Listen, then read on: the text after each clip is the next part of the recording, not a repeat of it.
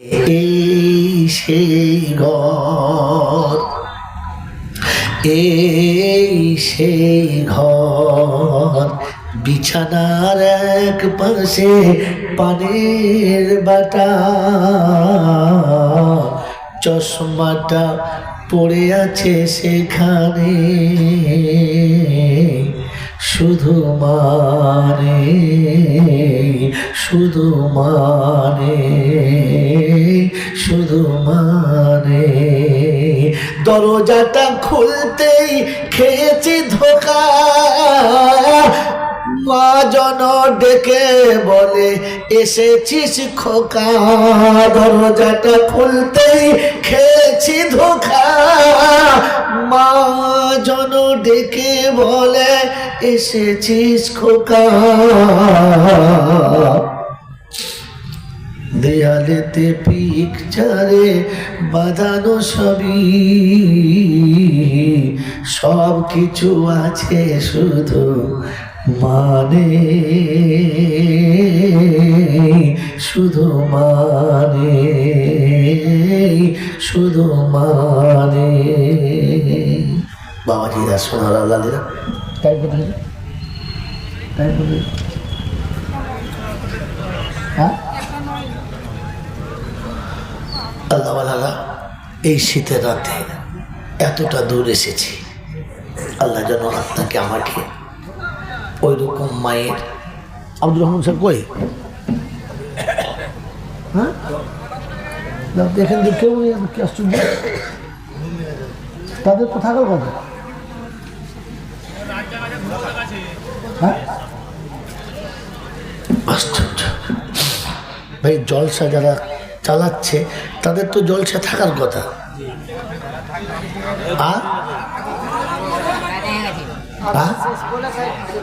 ওদের কাজ হয়ে গেছে, আল্লাহ ক্ষমা করুক। মেরে মোহতম দোস্তর বুজুর্গ আল্লাহওয়ালা ভাইরা, জ্ঞানীজনরা, সুধী মানুষেরা, আমার সোনামণি মায়েরা বলেন, আমি আপনি যারা এতটা রাতে এই পর্যন্ত বসে আছি, বলেন আপনার আমার জীবনে অনুশোচনার খাতায় আসা দরকার ছিল না? ছিল না? অনুশোচনার খাতায় আসা দরকার ছিল কি ছিল না? বোঝা দরকার ছিল যে আমি কখন কার সাথে কোথায় যাব, আমি কখন কার সাথে চলবো। এজন্য আজ থেকে নিয়ত করে নেই যে আমার জীবনের চলার পথটা আল্লাহর হুকুম আর নবীর তরিকা দেখে হবে। মনে থাকবে ইনশাআল্লাহ, মনে থাকবে ইনশাআল্লাহ। এজন্য যখন কিছু মনে হবে, যখন কোনো কিছু জাগবে, তো তখন প্রথম মনের দুঃখ দূর করার জন্য আল্লাহ পাক অপশান বাকি রেখেছে, রাব্বির হামহুমা কামা রাব্বায়ানি সাগীরা। রবের দরবারে আপনি এই বলে হাতটা তুলবেন, আল্লাহ গো, একদিন অসহায় ছিলাম, সেদিন পিতামাতার বাহু ধরে সব রকমের অশান্তি থেকে আমি বেঁচে শান্তির আস্তানা পেয়েছিলাম। আজ নিরুপায় হয়ে গেছি, ছুটে গিয়ে বাপের কাছে বসবো সে জায়গা নেই, ছুটে গিয়ে মায়ের কোলের কাছে বসবো সে জায়গা নেই, ছুটে গিয়ে কোনো মুরব্বির কাছে বসবো নেই, কারণ নানা নানি, দাদা দাদি, পিতামাতা সব চলে গেছে, মাতাগুলো, পিতাগুলো, মুরব্বিরা সব চলে গেছে। এখন আমি নিরুপায়, এতিম। আল্লাহ তুমি বলেছ এতিমের দোয়া নাকি কখনো ফিরিয়ে দাও না, মিসকিনের দোয়া নাকি কখনো ফিরিয়ে দাও না। এতিম আর মিসকিনকে তুমি নাকি খুব বেশি ভালোবাসো, এতিমদের পাশে থাকলে তুমি নাকি তার পাশে থাকো। তাই তো বড় অসহায় অবস্থায় এতটা রাতে তোমার কাছে হাত তুলেছি। আল্লাহর নবী সাল্লাল্লাহু আলাইহি ওয়াসাল্লাম বলেন, রাতে যখন দ্বীপ্রহর হয়ে যায়, আল্লাহ তখন আসমানের শেষ আসমানে চলে আসে, यानी আমাদের থেকে প্রথম আসমানে চলে আসে, আর ওইখানে এসে আওয়াজ দেয়, হাল মিন মুস্তাগফিরিন ইয়াগফিরুল্লাহ। আছে কেউ এমন মানুষ যে আমার কাছে ক্ষমা চাইবে আর আমি আল্লাহ ক্ষমা করে দেব? আছে এমন কোনো মানুষ যে আমার কাছে দোয়া চাইবে আর আমি আল্লাহ দোয়াটা কবুল করে নেব? আছে কোনো এমন মানুষ যে আমার সাথে এসে তার মুআমেলা পেশ করবে, আমি তার মুআমেলাটাকে আশা করব। এই জন্য মেরে মোহতম দোস্ত বুজুর্গ আল্লাহ ভাইয়েরা জ্ঞানীজনরা সুধী মানুষরা ওই আল্লাহর কাছে দোয়া চাইব, ওই আল্লাহর সাথে দোয়া চাইব। আর আমরা আমাদের জীবন বানানোর জন্য আগামী দিনে কোরআন হাদিস সামনে রাখনেওয়ালা মানুষকে আলেম ওলামাদের সাথে থেকে বাকি জীবনটা কাটানোর চেষ্টা করবে ইনশাআল্লাহ। ইনশাআল্লাহ বলেন। এতটা রাতে যারা বসে আছেন, যারা চলে গেছে তাদের মন গেছে, চলে গেছে, তাদের সাথে আমার কোনো ঝগড়া নেই। আর যারা বসে আছেন তাদের সঙ্গে আমার রক্তের সম্পর্ক নেই। শুধু যতটুকু বসে আছেন কোরআনের মোহাব্বতে, যতটুকু বসে আছেন ইমানি মোহাব্বতে, মেরে মোহতম দোস্তার বুজুর্গ আল্লাহওয়ালা ভাইয়েরা আগামী দিনের যা হবে হবে, কিন্তু ফজরের নামাজটা পড়বো তো ইনশাআল্লাহ। যদি বলেন এই 1টা 1:30 বাজছে, এই 1:30টার পরে গিয়ে শুতে শুতে 2টো 2:30টা বাজবে, 2 ঘন্টা 2.5 ঘন্টা পরে আবার আপনাকে আমাকে উঠে ফজরের নামাজ শরীর করতে হবে। সম্ভব মনে হচ্ছে? সম্ভব মনে হচ্ছে? বক্তারাই পড়বে কিনা তার সন্দেহ নেই। কথা বোঝেন না? বক্তাদেরই ফজরের নামাজ টাইম মতো হবে কিনা তার সম্ভব নেই। কারণ এই 1:30টার পরে নেমে এরপরে খানা খেয়ে আর তারপরে গিয়ে যখন বিছানায় যাবে, এটি শরীর উঠতে চাইবে? চাইবে? চাইবে না। তাই এতক্ষণ কথা শুনে যা কিছু বুঝলাম, একটা কথা বলবো, একটা অনুরোধ রাখবেন, একটা অনুরোধ রাখবেন। কি বলছেন? মনে করছে মনে হয় টাকা চাইবে রে। আমি বুঝতে পেরেছি আপনাদের ধারণা হয়ে গেছে যে মনে হচ্ছে শেষবেলা কিছু চাইবে মনে হচ্ছে, সেই ভয়ে বলছেন না তো? আচ্ছা টাকা চাইবো না বলেন, অনুরোধটা রাখবেন? রাখবেন ইনশাল্লাহ। তো আপনারা এখান থেকে ফিরে বাড়িতে গিয়ে শোয়ার আগে 2 রাকাত নামাজ পড়ে কে শোবেন হাত তোলেন, যে 2 রাকাত নামাজ পড়ে তবে শোবো, এমনি শোবো না। দেখছেন ভয় আর হাত তোলে না। আজ টাকা দিতে পারবেন না, এখান থেকে গিয়ে তো হাত মুখটা ধুইতে হবে, নাকি ধুইতে হবে না? এই যে অবস্থায় চললেন ধুলোবালি মাখা, এই পায়ে শুয়ে পড়বেন। তোকে টাকা আনতে বললাম আমি? হ্যাঁ, আমি তো টাকা আনতে বলি নাই, তো সত্যি টাকালে চলে এলো যা টাকা। কি বলেন জি? বলেন বলেন। তো এখান থেকে গিয়ে তো আপনার হাত পাটা ধুয়ে শুতে হবে। কি জি?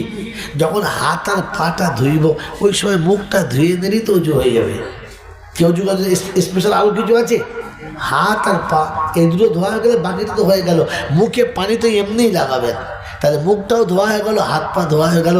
ওই ভিজে হাতটা মাথায় একবার ফিরিয়ে নেবেন আর বিছানায় শোয়ার আগে 2 রাকাত নামাজ পড়ে আল্লাহর কাছে বলবেন, আল্লাহ ওই পাপীটা যা বলেছে যেন ওই পাপীও আমল করতে পারে, আর আমরা যারা শুনেছি আল্লাহ তুমি আমাদেরকে আমল করার তৌফিক দাও।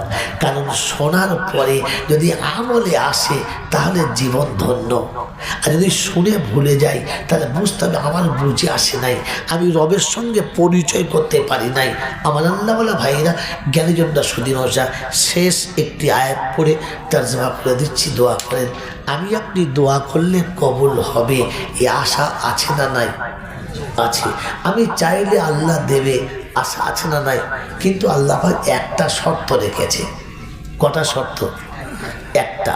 বলেন ওই শর্তটা আমি পূরণ করবেন ইনশাআল্লাহ? করবেন ইনশাআল্লাহ? জোরে বলেন ইনশাআল্লাহ। মেরে মত আল্লাহ পাক বলেন যে আমার বান্দা যখন চাইবে তখন দেবো, আমার বান্দা যখন চাইবে তখন, যদি বলেন দেব।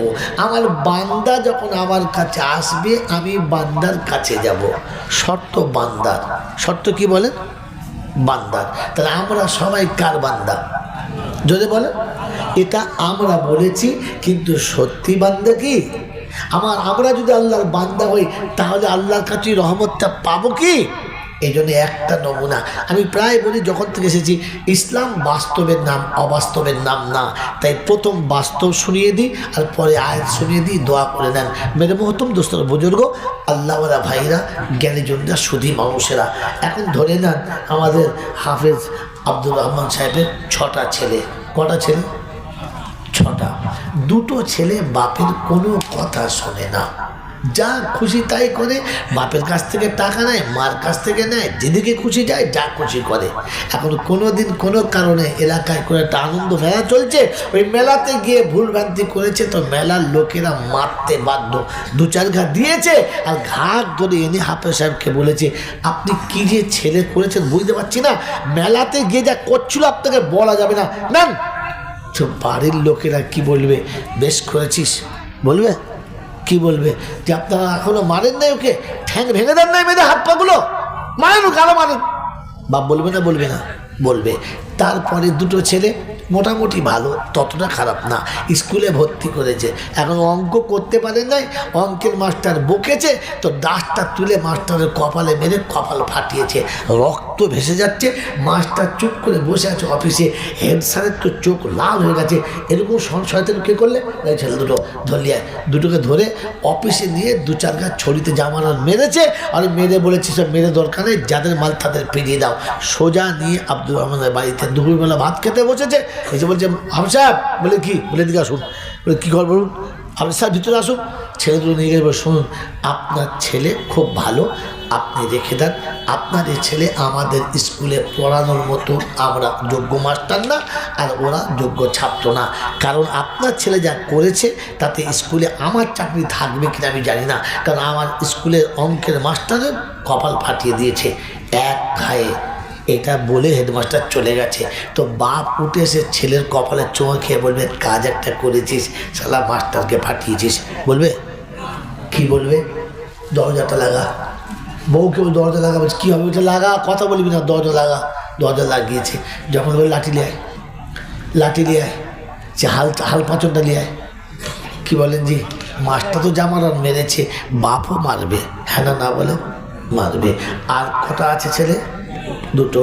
এই দুটো ছেলের মহেশপুর বাজারে বড় বিজনেসের দোকান করে দিয়েছে, খুব বড় ব্যবসা চালায়। কিন্তু বাপ যা বলে তাই, বাপের ইচ্ছার বাইরে এক কদম চলে না। দুশ্মনের পাল্লায় পড়ে, শয়তান চিটিংবাজের পাল্লায় পড়ে লাখ দেড়েক টাকা মার খেয়ে গেছে। যখন 1.5 লাখ টাকা ব্যবসা থেকে লস হয়ে গেছে, তো লজ্জায় বাড়িতে যায়, কিন্তু লজ্জায় লুকিয়ে চোরের মতো যায় আর চোরের মতো পালায়। খায় কিন্তু পেট ভরে খায় না। মা জিজ্ঞাসা করে কি হয়েছে বল না, তো বলতে গিয়ে চোখে পানি আসার বলে, মা লজ্জায় বলতে পারছি না, বাপের সামনে কি করে মুখ দেখাবো। এই সেদিন সোনা দানা বেচে আমাদের দোকান করে দিলে, এক শয়তান টাকাটা মেরে দিয়েছে, কিছু করতে পারছি না। বাপ দেখে 2-3 দিন ছেলে আসছে চোরের মতো, যাচ্ছে চোরের মতো, মুখ হাত শুকনো, দেখে কি হয়েছে, কি হয়েছে বল। তখন ও পাশে থেকে ওর মা বলছে, বলি শোনো, রাগ করো না, ওদের কিচ্ছু বলো না। বললে কেন? বলে দোকান সুন্দর চালাচ্ছিল, এক শয়তান চিটিংবাজি করে 1.5 লাখ টাকা মেরে দিয়েছে। আর ছেলেরা আমার ভয়ে ভাতও খায় না, আর চোরের মতো আচার পাড়া তোমার সামনে মুখ দেখায় না, কাঁদে আর বলে, মা আব্বার সামনে কি করে মুখ দেখাবো, মুখ দেখাতে পারছি না। এরকম বলে যদি বাচ্চা কাঁদে আর মা সুপারিশ করে, তো আপনার কি মনে হচ্ছে বাপ উঠে এক থাপ্পড় মেরে বলবে, যা টাকা নিয়ে আয়? বলবে কি বলবে? কাছে যাবে আর পাশে বসে বলবে, চিন্তা করিস না, এখনো তোর বাপ বেঁচে আছে, ও শয়তান মেরে দিয়েছে, আমি তোকে আবার দোকান করে দেবো, কাঁদিস না, দুঃখ করিস না। তাই বলে না খেয়ে এমনি মুখ শুকিয়ে বলেছিস, খা বাবা খা, পেটে বলে খা, আবার দোকানে আমি মাল তুলে দেবো, তো চিন্তা করতে হবে না। বলবে না বলবে না? যদি বলেন বলবে না বলবে না? আচ্ছা বলেন, এই দুটো ছেলে আব্দুর রহমান জন্ম দিয়েছে, আর ওই 4টি কি ওনার বেবি চন্দ্রকোনা টাউন থেকে কুড়িয়ে এনেছে? কি বলেন জি? এই 6টা তো এরই পেটে হয়েছে, আর এরই জন্মে হয়েছে। ওই 4টের প্রতি বাপ অনীহা করলো, এদেরকে এরকম কেন করলো? মেরে মহতম দোস্ত বুজুর্গ, যারা বাপের ইচ্ছার বাইরে চলে, তাদের জন্য বাপের কাছে ক্ষমার কোনো দরজা নেই। বাইরেও মার খেয়েছে, আবার বাপের কাছেও মার খাবে। তো যারা দুনিয়াতে আল্লাহর হুকুমের ব্যতিক্রম চলেছে, দুনিয়াতে মরার সময়তে বেইজ্জতি হয়ে মরবে, আর কবরে যাওয়ার পরে ফেরেশতারা টুটি ধরে আবার মারবে, ক্ষমার কোনো রাস্তা নেই। আর আল্লাহ বলে, আমার যারা বান্দা হবে, ভুল করলে তাদের ক্ষমা হবে। ওই যেন শুনেছে, লা তাকনা তুমি রাহমাতিল্লাহ, কথা সত্য, কিন্তু শর্ত হচ্ছে বান্দার জন্য। কার জন্য বলে? যদি বলেন বান্দা কারা, এই আয়াতটা শুনে না চলে যান। ওয়াইবাদুর রাহমানিল্লাযীনা ইয়ামশুনা আলাল আরদি হাওনা ওয়া ইযা খাতাবাহুমুল জাহিলুনা ক্বালু সালামা আল্লাযীনা ইয়াবিতুনা লিরাব্বিহিম সুজদান ওয়া কিয়ামা আল্লাযীনা ইয়াকুলুনা রাব্বানা اصرف عنا عذاب جهنم إن عذابها كان غراما। আল্লাহ পাক রব্বুল আলামিন শোনাচ্ছেন, আমার বান্দার নমুনা শোন। তারা যখন জমিনে চলবে অপরাধীর মতো, ওই যে বললাম যে বাপের কাছে বেটা বাড়ি ফিরছে কিরকম বলেন, চোরের মতো, অপরাধীর মতো। কি করে আল্লাহকে মুখ দেখাবো? আল্লাহ সব তোমার, নাফরমানি করেছি তোমার, সব তোমার কাছে নেই আর তোমাকে দিই না। তুমি চাও আর আমরা না বলি, অপরাধ আমরা করেছি, কি করে মুখ দেখাবো? তো বান্দার নমুনা অপরাধীর মতো চলে, অপরাধীর মতো চলে। কি আমাদের দেখে অপরাধী মনে হয়? হায় হায় হায়, অপরাধীর দুটো নমুনা। অপরাধীর কটা নমুনা যদি বলেন? দুটো। একটা, অপরাধী যখন কথা বলে আসতে বলে, আর অপরাধ যখন চলে তখন মাথা নিচু করে চলে, কারণ ও জানে আমি অপরাধ করেছি, মাথা তোলার কল নেই। হ্যাঁ না বলেন? তো আপনি আমি মাথা নিচু করে চলি, আসতে বলি, কথা আসতেও বলি না, মাথা নিচু করে চলি না, তাহলে বান্দার খাতায় পড়ি কিনা দেখেন। দ্বিতীয় নমুনা, ওয়াইজা খাতাবাহুমুল জাহিলুনা ক্বালু সালামা। মূর্খ লোক যখন তর্ক করে তখন বান্দার নমুনা নিজের মানিজ্যত নিয়ে নিচে পালিয়ে চলে আসে, তার সঙ্গে তর্ক করে না, কারণ মূর্খের সঙ্গে তর্ক করলে ঈমান বাঁচানো সম্ভব না। কথা বুঝেছে? হ্যাঁ না বলেন? বলে আমরা তর্ক করি না কি ছেড়ে চলে আসি। কেউ যদি বলে তোমার নামাজ পড়া হয় না, বলছে এই তুই নামাজ কি বুঝিস, জামা গুটিয়ে হাত তুলে নেবো মারামারি করার জন্য। হ্যাঁ না বলেন? ভাই ছেড়ে দেন, দেখবেন চাল্লা। আর তৃতীয় নম্বর বান্দার নমুনা হলো আল্লাযীনা ইয়াবিতুনা লিরাব্বিহিম সুজদান ওয়া কিয়ামা। সারা পৃথিবী যখন ঘুমিয়ে যাবে তখন ওর মনের যত দুঃখ আছে এক আল্লাহকে বলবে, আর কাউকে বলবে না। ও জানে আমার সব কিছু আল্লাহ দিতে পারে, আর কেউ দিতে পারে না। এটা বান্দার নমুনা। কিন্তু জীবনের কোনো কথা কোনো সময় বাড়ির সবাই ঘুমিয়ে গেছে, বিয়ে বাচ্চা ঘুমাচ্ছে, পাশে বসে অজু করে 2 রাকাত নামাজ পড়ে আল্লাহকে বলেছি, আল্লাহ এই অভাবে, এই মুসিবতে, এই দুঃখে ভুগছি, আল্লাহ তোর হাত তো সব কিছু, তুই একটু ঘুরিয়ে দিলেই হয়ে যায়। বলেছি? বলা হয়েছে? হয় নাই। বরং আমি আমার বুদ্ধি খাটিয়েছি, আমি আমার যুক্তি খাটিয়েছি, আমি আমার দক্ষতা কাজে লাগিয়েছি, আমি আমার যোগ্যতা কাজে লাগিয়েছি, আমি আমার বন্ধু বান্ধবের কাছে ছুটে গেছি, আমি আমার দুনিয়ার সবার কাছে গেছি, যারা দিলে চাইবে আর না চাইলে পরে বেইজ্জতি করবে তাদের কাছে বলেছি। কিন্তু কোনোদিন 2 রাকাত নামাজ পড়ে রবের কাছে বলেছি? বলি নাই। তাহলে বুঝে দেখে আমি বান্দার খাতায় আছি না। কোরআন শুনিয়ে দিয়েছে, আমি আল্লাহ পাক শোনাচ্ছি, ইন তাজতানিবু কাবাইরা মা তুনহাউনা নুকাফির আনকুম সাইয়্যাতিকুম ওয়া নুদখিলুকুম মুদখালান কারীমা। তুই যখন গুনাহে কাবীরা থেকে বাঁচবি আর আমার কাছে চাইবি, তখন আমি আল্লাহ তওবার জন্য গুনাহে কাবীরা ক্ষমা করব, আর আমার রহমে এসে তোর ছোট ছোট গুনাহগুলো মাফ করে দেবো। তো আল্লাহ বলেন আমার কাছে আমি রহমানুর রহিম আমার বান্দাদের জন্য। বলেন মরার আগে বান্দা হয়ে মরবে ইনশাআল্লাহ, মরবে ইনশাআল্লাহ।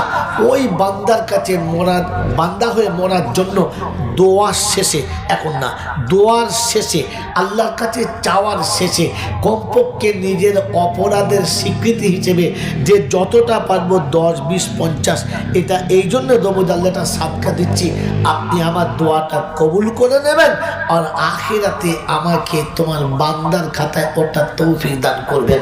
বলবো সকলে ইনশাআল্লাহ? বলবেন ইনশাআল্লাহ সকলে? আর যাবার সময় আমি আপনি আমরা সকলে আমাদের নিজেদের ইচ্ছাটাকে খোদার কাছ থেকে পাস করাবো। বলেন পাস করাবো ইনশাআল্লাহ। মোহাব্বতের সঙ্গে আল্লাহ পাক এতক্ষণ পর্যন্ত এই শীতের রাতে যা কিছু বলেছি আমাকে আমল করার তৌফিক দাও, সাথীদের আমল করার তৌফিক দাও। সকলে বলি আমিন। ওয়া আখিরু দাওয়ানা আনিল হামদুলিল্লাহি রাব্বিল আলামিন ওয়া মা আলাইনা ইল্লাল বালাগ। তার মানে জলচা হয়ে গেছে বা লোক পালাক। ওয়া মা আলাইনা ইল্লাল বালাগ কি মানে আমার কাছে যেটুকু ছিল বলার বলে দিয়েছি। আল্লাহ তুমি এবার তৌফিক দাও শ্রোতা বক্তা দুজনে যেন আমল করতে পারে, কারণ আমল থেকে যেন কেউ বঞ্চিত না হয়। একটা কথা শেষ বলে যাচ্ছি, মনে রেখে দেবেন, সত্যি আমি অসুস্থ, কথা বলছি এটা সত্য। আমাকে 12টার পরে কথা বলা একেবারে নিষিদ্ধ। এই মাত্র 10-15 দিন হলো ব্যাঙ্গালোরতে অপারেশন হয়ে এসেছি, ওষুধ খেয়ে এসে কথা বলছি। আমি বারহা বলেছি, আগামীতে বলছি 12টার বাইরে কথা বলার প্রয়োজন হলে বক্তা, এখন বাংলা আল্লাহ দিয়েছে অনেক ভালো ভালো বক্তা উঠে গেছে, তাদেরকে নিয়ে কথা বলাবেন। মনে থাকবেন ইনশাআল্লাহ। আমাকে 12টার পরে কথা বলার মতো শরীর নেই। আল্লাহ যদি আমার কখনো সুস্থ করেন তাহলে আবার সে কথা বলবো। এই জন্য আমি কমিটির লোককে বলেছিলাম এত রাতে তুলবেন না। যাক, সাজানো মাদ্রাসার প্রয়োজন ছিল, মাদ্রাসার দরকার ছিল, তাই আদায়কারী বক্তাকে আগে তুলতে হবে। তিনি বলেছেন আমি গুনেগার, এতক্ষণ পর্যন্ত যা কিছু বলেছি আল্লাহ যেন উভয়কে আমল করার তৌফিক দেয়। শেষ অনুরোধ, মাদ্রাসার প্রতি সবাই ভালো নজর রাখবেন। এই মাদ্রাসা যদি না বাঁচে তাহলে আপনি মরার সময় কি হয়ে মরেছেন জানতে পারবেন না। জানতে পারবেন?